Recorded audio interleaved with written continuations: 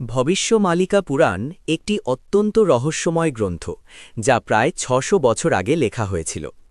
এই বইয়ে পৃথিবীতে ঘটে যাওয়া অনেক বড় ঘটনার বিষয়ে আগাম সতর্কতা দেওয়া হয়েছে।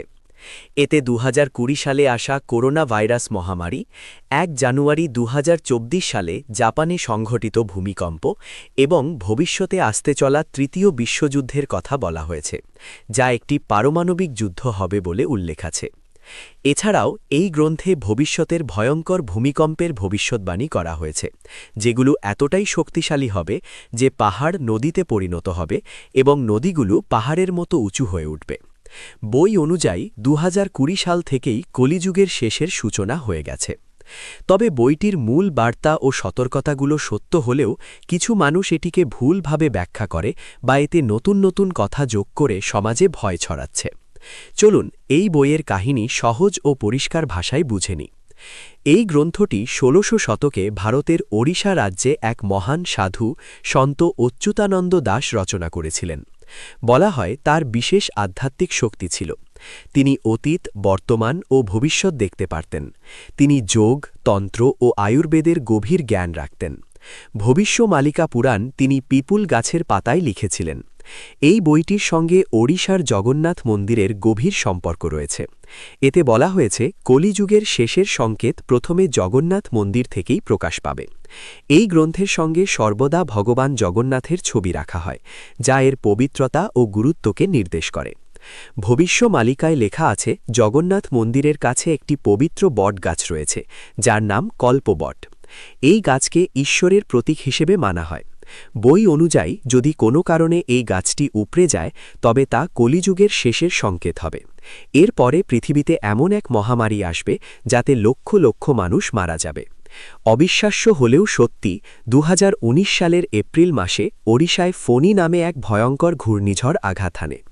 এই ঝড়ে ৬০০ বছরের পুরনো সেই কল্পবট গাছটি উপড়ে যায়, যা শত শত বছর ধরে অক্ষত ছিল।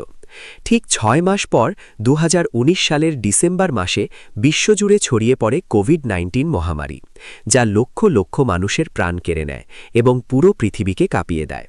এটি ঠিক সেই ঘটনাই যার কথা ভবিষ্যমালিকায় ৬০০ বছর আগে বলা হয়েছিল।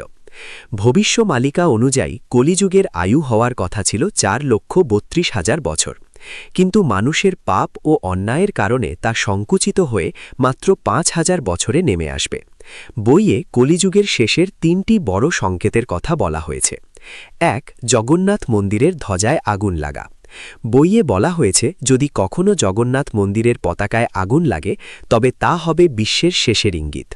প্রায় ৬০০ বছর ধরে এমন কিছু ঘটেনি, কিন্তু ২৬ মার্চ ২০২০ সালে একটি প্রদীপের আগুন থেকে মন্দিরের ধ্বজায় আগুন লাগে। এটি সবাইকে বিস্মিত করে। ২. মন্দিরের ধ্বজায় পাখির বসা। সাধারণত জগন্নাথ মন্দির সমুদ্রের ধারে হওয়ায় প্রবল বাতাসের কারণে সেখানে পাখি বসে না, কিন্তু ভবিষ্যমালিকায় বলা হয়েছে যদি ধ্বজায় পাখি বসতে শুরু করে তবে তা শেষের সংকেত।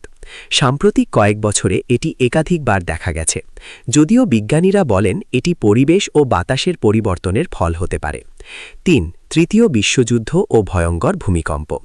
গ্রন্থে বলা হয়েছে ২০২৪ সালের পর তৃতীয় বিশ্বযুদ্ধ শুরু হতে পারে, যা হবে পারমাণবিক যুদ্ধ। এতে ব্যাপক ধ্বংসযজ্ঞ হবে। অনেক দেশ ভারত আক্রমণ করবে, কিন্তু শেষ পর্যন্ত ভারত জয়ী হবে। এছাড়া সূর্য থেকে আসা এক ভয়ঙ্কর সৌরঝড় পৃথিবীর স্যাটেলাইট ও ইন্টারনেট ব্যবস্থা ধ্বংস করে দেবে, ফলে সারা পৃথিবী অন্ধকারে ডুবে যাবে। একই সঙ্গে ভয়াবহ ভূমিকম্প হবে, যা পৃথিবীর চেহারা বদলে দেবে। পাহাড় নদী হবে, নদী পাহাড়ের মতো উঁচু হয়ে উঠবে। যদিও করোনা মহামারী ও জগন্নাথ মন্দিরের কিছু সংকেত সত্যি হয়েছে, তবু তৃতীয় বিশ্বযুদ্ধ, স্যাটেলাইট ধ্বংস বা ভারতের ওপর আক্রমণের বিষয়ে কোনো নির্ভরযোগ্য প্রমাণ নেই।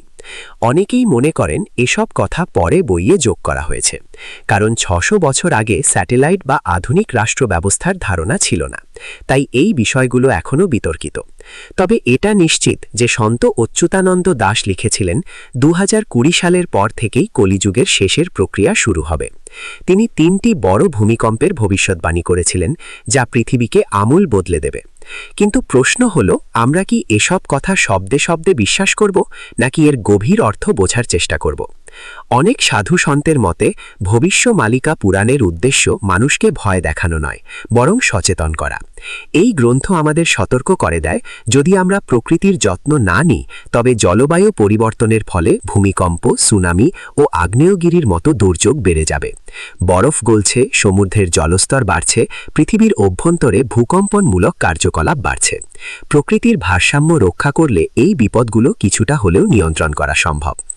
এই বই আরও বলে, ভগবান বিষ্ণুর কল্কি অবতার এখনও অনেক দেরিতে আসবে। কলিযুগের 4,32,000 বছরের মধ্যে এখনও প্রায় 4,26,875 বছর বাকি।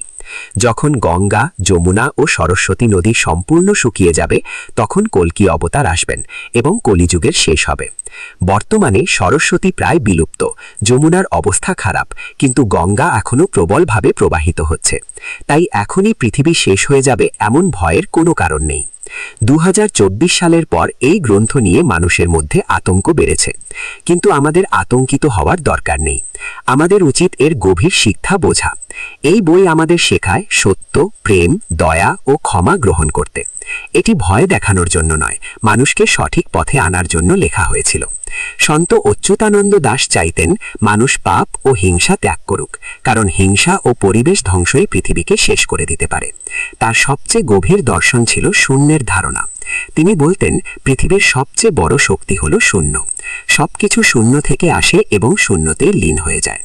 সাধারণ মানুষের পক্ষে এই শূন্য বোঝা কঠিন, কিন্তু সাধকরা ধ্যানের মাধ্যমে তা অনুভব করতে পারেন।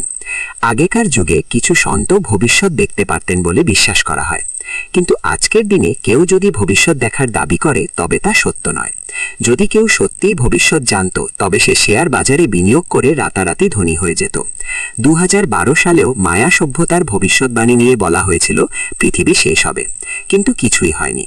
অতএব ভবিষ্যমালিকা পুরাণ আমাদের ভয় দেখানো নয়, বরং জাগিয়ে তুলতে লেখা হয়েছে।